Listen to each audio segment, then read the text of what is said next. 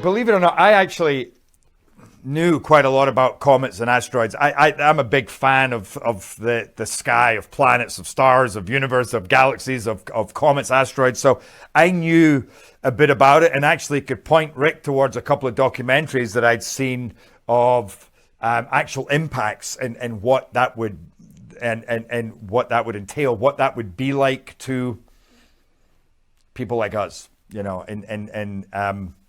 so yes, I did. And we did some extra research, whether it was about the comet itself, but also about what are the roles of first responders in times like this? What are the parts of society that would break down? Who reacts how? Who decides to take the higher road? Who's out there trying to help other people? And who's out there just trying to, help themselves? But so yes, we did some research, but to be honest, that was more in my role as producer in developing the script with Rick. But in terms of John Garrity, my character, no, he doesn't know jack shit about comets and doesn't really care until it becomes important. And again, I liked that as well. I always use the word messiness, but it's messiness or kind of organic or groundedness, but just the fact that as the comet's hitting, sometimes you're affected by it, sometimes you're not. Parts of it are relevant to you, parts of it involve waiting around, parts of it involve cues, lines, panic, boredom. There's a lot of things as this builds, but there's always this inevitability that it's coming and there's no stopping it. Again, I feel like as I talk, it's not even the question you asked, but as I talk, I keep thinking how uncanny it is. None of us knew this, although it seems like every movie I make ends up being about a subject that happens after we shoot it, but it couldn't be more relevant to where we're at now, this inevitability and this thing that just builds and builds and builds. And you can make a bit of a difference, but really it's a foe either way too big for us to come to terms with or way too small for us to come to terms with. But it's that they're both examples of things that would have us on our knees. Well, Morena's amazing. I was very excited to get her on board on this movie. And the first couple of days I thought, oh, she's going to be tough. She's coming in. She knows what she wants. She's very serious.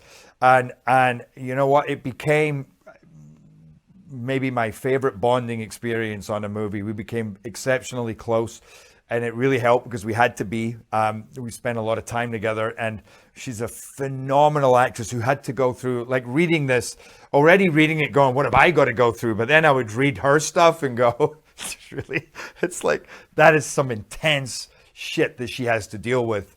Having your kid taken right in front of you that you think you're never going to see again when you're already living in a world of just complete hell.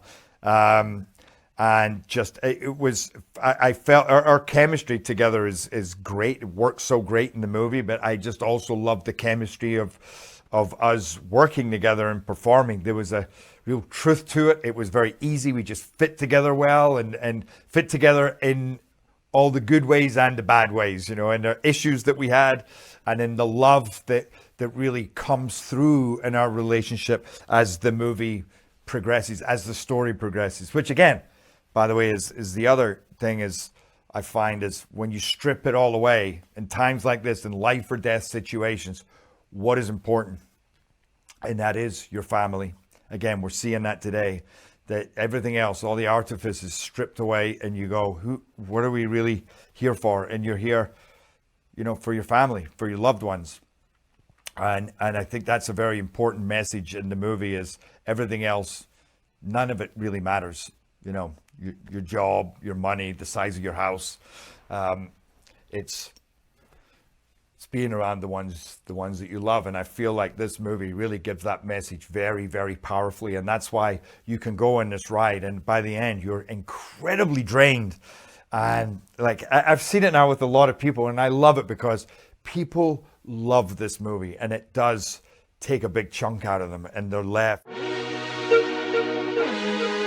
Roger was great. Yeah, Roger's going to be a big star. He's an incredibly sweet kid. He has such a sweet disposition, and he's an incredibly talented actor, and he really brings so much heart and soul to this movie. And I loved my stuff with him, and I really loved the stuff between Morena and Roger. I think that works so beautifully. The hell that they have to go through together, and this mother just trying to protect her son through all these challenges. Well, I feel like once you make a movie with Rick, I don't really know where else to go. It's like nobody else is Rick. I weirdly, the first movie I produced was Law Abiding Citizen, and I interviewed Rick for that movie, and in the end we went with somebody else, but he was always my favorite. And that was 12 years ago, and we always said we were going to work together. And then, so taking on Angel Has Fallen, and the way that he helped us rediscover that franchise. I've never known anybody who works as hard as Rick, who is passionate and excited, and who knows more about the process of making a movie. That is every single department. He seems to know each of their jobs better than they do. And I don't mean that in a, you should know what you're doing. He just is well up on that information and experience, and he doesn't stop, and he pushes me to my limit. And we have our moments. We both have very strong opinions, but it's always comes from a respectful, loving place. And I know that he has my back like nobody else does. And I know that before Angel Has Fallen, I went to see his movie Shot Caller. With the idea of maybe taking Angel Has Fallen to him. And at first I was like, okay, I don't know if he's going to be right for this. In the first few minutes I thought, because Rick has a way of shooting the opening of his movies very plainly, and then it sneaks up and it grabs you, and the plainness is just the truth of every moment. And you kind of think you're in one movie, and then always it comes up and it grabs you by the balls and takes you into a very different movie. And that opening 5-10 minutes of just sitting with characters is all the more powerful and desired in order to take you on that journey. I swear I'm gonna get my family into that bunker. I know you will, son. If you are hearing this broadcast, seek shelter immediately.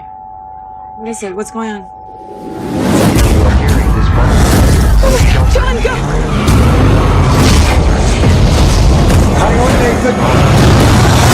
Seek shelter immediately. Seek shelter immediately.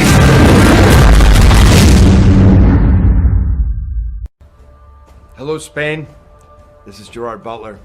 In my new film, Greenland, I do what I can to take my family to a bunker in Greenland. And your mission is to do what you can to bring your friends to the movies. Remember, Greenland, September 25th at Cinesa.